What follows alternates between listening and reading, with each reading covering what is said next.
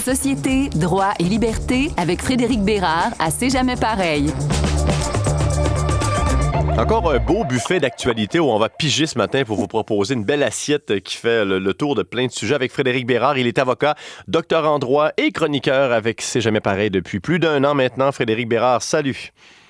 Salut Frédéric Tremblay. En mars 2022, le Journal de la Presse qui révélait l'histoire de la cour d'appel qui avait annulé la condamnation d'une personne qui avait subi un procès secret tenu à huis clos, un huis clos complet et total. On n'avait pas le nom des avocats, on n'avait pas le nom de la personne de là ou du juge. On en avait parlé ensemble. Et cette semaine, la personne qui a été jugée a donné sa version. Encore une fois, sous le couvert de l'anonymat, qu'est-ce que ça ajoute à cette histoire déjà nébuleuse? Oui, c'est une grosse affaire. Là, au moins, on en sait déjà un peu plus. On connaît le nom du juge, on connaît le nom des avocats. Là, c'est des avocats en fait qui travaillent chez Woods, un bureau auquel j'ai travaillé. C'est un bon bureau.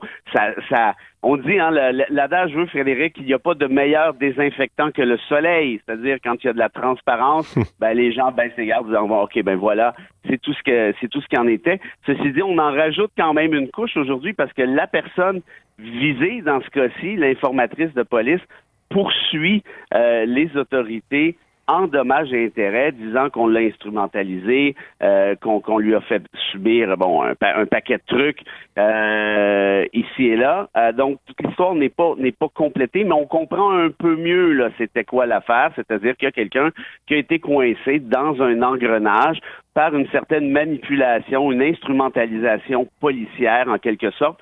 De là l'ordonnance de non-publication. Je te dirais que comme avocat, en voyant un peu les justifications de part et d'autre aujourd'hui, ça me réconforte parce que on veut s'assurer, je pense que c'est fondamental dans un état de droit, qu'un procès puisse être public, sauf très, très rare exception, mais qu'on puisse au moins savoir qui, même si c'est à huis clos, qu'on puisse au moins savoir qui était le nom du juge, quels sont les noms des avocats. On peut piffer en l'identité des parties en question, mais on peut pas faire comme si le procès n'avait jamais eu lieu. Donc, je te dirais qu'aujourd'hui, le verre est maintenant à moitié plein, en mon sens, et en espérant, évidemment, que ça ne devienne pas une pratique. Parce que sans tomber dans les détails, c'est assez complexe. On comprend que c'était une délatrice qui collaborait avec les policiers et qui devait jouir d'une immunité pour un dossier X. Mais non, il y a eu un dossier Y. Je me demandais, l'immunité, est-ce que ça existe vraiment? Est-ce que les autorités policières ou la justice peut offrir une immunité à des délateurs ou des délatrices? Une totale immunité? Oui, en fait, ça se voit souvent. Hein. J'ai entendu d'ailleurs un cas récent. Un meurtrier à l'époque, je ne sais pas s'il est encore en vie. Je peux le dire, en fait, c'est connu, c'est public, là, c'est Mike Blass. Cette personne avait été accusée de 23 meurtres et on avait plutôt souhaité la protéger en quelque sorte en disant, cette personne-là, là je parle des autorités, les autorités ont dit, la personne en question va pouvoir nous aider à élucider probablement d'autres meurtres, d'autres crimes, peut-être encore plus grave. Donc, c'est une pratique qui est, je ne sais pas à quel point elle est courante, mais elle existe, c'est clair. On la voit dans des films, hein. On se rappelle de Camping sauvage de Guillaume Lepage qui avait fait un peu cette espèce de mascarade autour du concept. Attends, là, tu me ressors Camping sauvage en chronique un mercredi, là, tu me jettes à terre, Frédéric Bérard. T'aurais pas pu. Non, jamais. C'est juste pour t'étaler l'étendue de ma culture. Hein. Tu sais que c'est comme la confiture. Alors, une fois qu'on a dit ça, tu vois, ça existe, tout ça. Et évidemment, c'est pas à moi de juger si c'est bien ou ordinaire. Hein. C'est probablement les autorités qui évaluent le pour et le contre, le ratio coût-bénéfice. Et dans ce cas-ci, j'imagine que ça valait la peine. En tout cas, je le souhaite. Quand on vous dit que le direct et la spontanéité, Camping sauvage, là, ça, je l'ai pas vu venir. Là. C'est un angle mort. En fait, c'est pas très bon comme film, mais c'est pas grave. OK, parfait. Bon, avant on perde le contrôle, on va passer au deuxième sujet, parce qu'on apprenait hier que la ville d'Alma pourrait faire partie d'un projet pilote pour accueillir des appareils pour le vote électronique pour les prochaines élections municipales.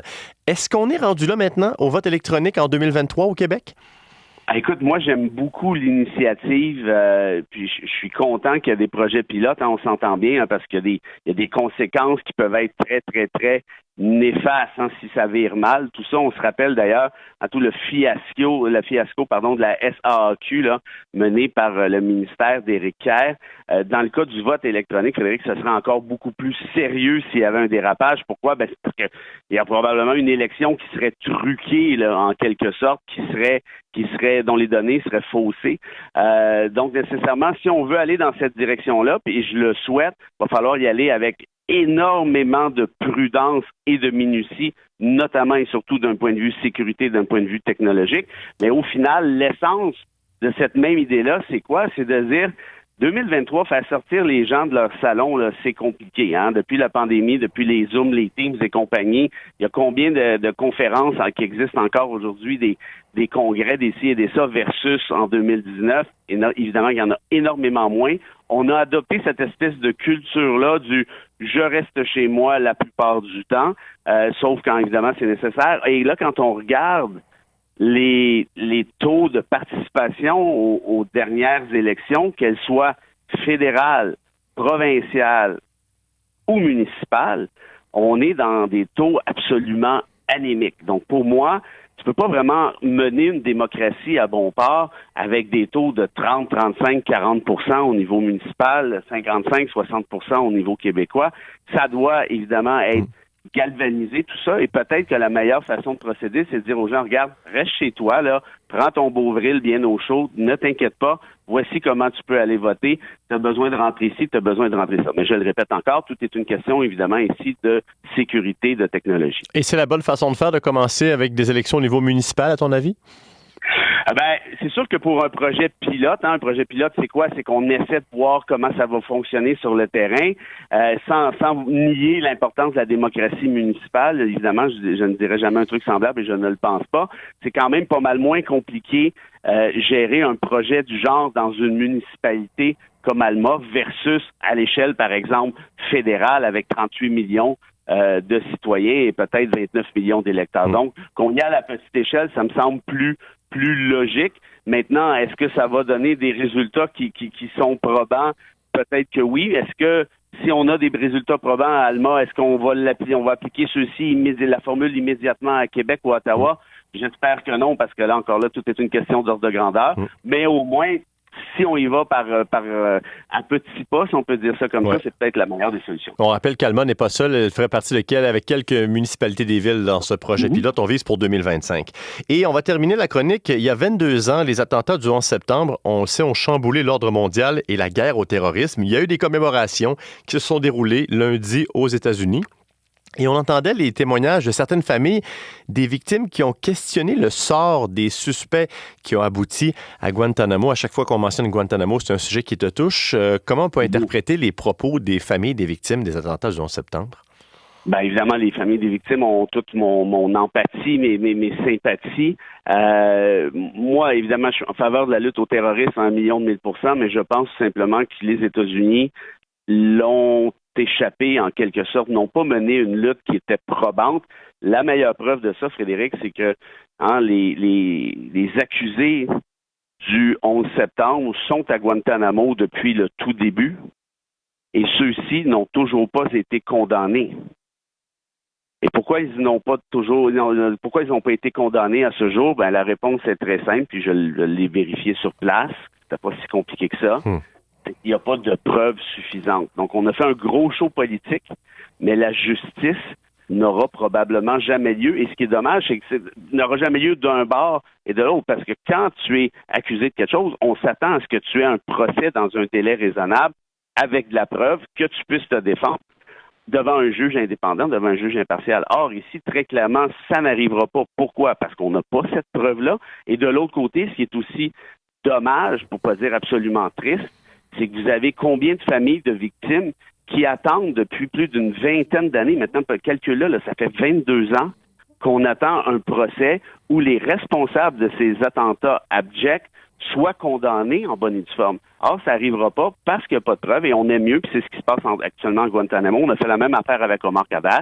On aime mieux négocier un plaidoyer de culpabilité, disant signez ici, là, puis ça va, c'est beau, vous allez rester probablement le reste de vos jours en prison, mais on va vous éviter un procès. En fait, je vous te dirais que c'est pas tant les accusés qui s'évitent un procès ici, mais c'est beaucoup plus la justice américaine qui perdrait probablement la face si celui-ci avait lieu. Et je rappelle que toute cette thématique est bien développée dans ton plus récent livre, J'accuse les tortionnaires de Marc Adair. Tu étais venu nous voir pour en parler justement le printemps dernier, mais c'est vraiment donc une plaidoyer qui explique carrément cette situation qu'on vient de décrire en quelques minutes.